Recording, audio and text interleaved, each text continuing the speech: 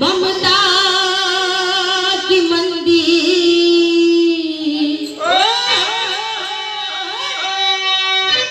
मनोता के मूरत जगत जन्मदायिनी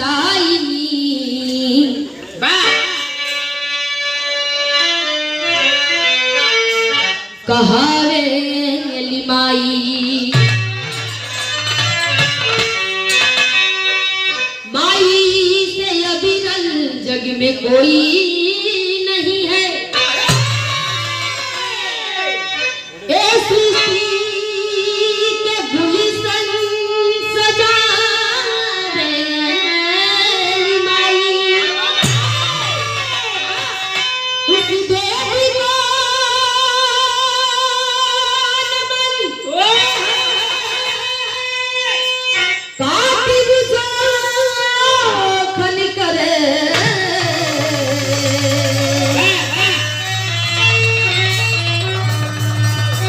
अपने आंचल में झूला झूलावे माई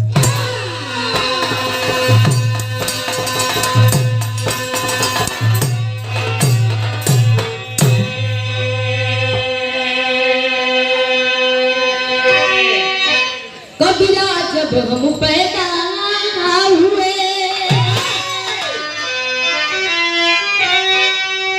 कबीरा जब हम पैदा हुए कबीरा जब हम पैदा हुए जग हंसे हम रो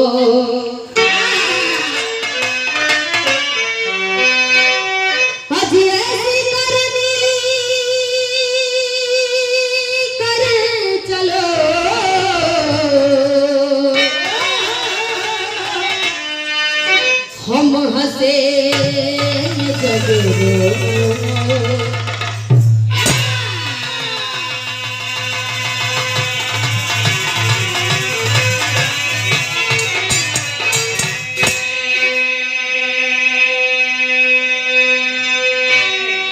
कबीरा खड़ा बाजार में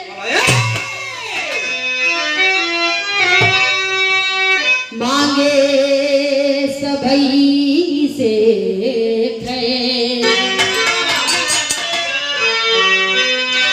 अजना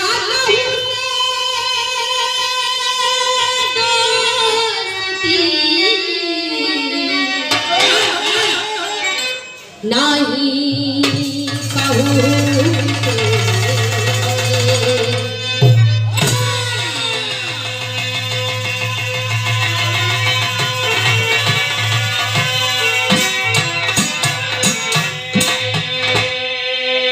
आज जल से पतला कौन है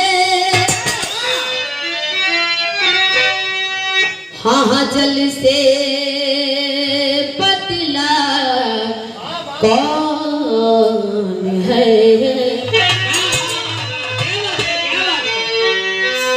आज जल से पतला कौन है,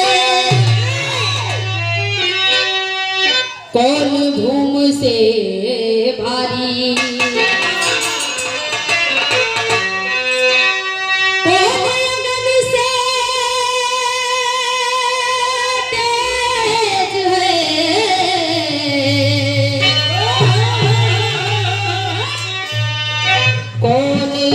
काजल से कारी।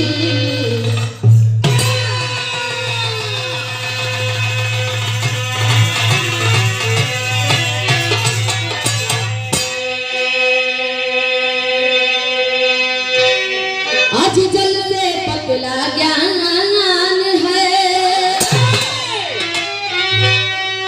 पाप भूम से भारी,